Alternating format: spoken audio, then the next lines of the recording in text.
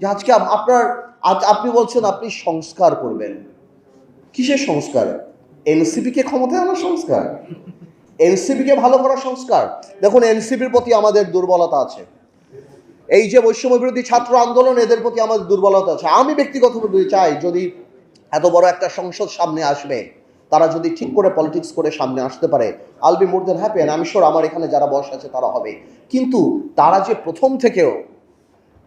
যে প্রথম থেকে প্রত্যেকটা রাজনৈতিক দলকে আক্রমণের মুখে রেখেছে।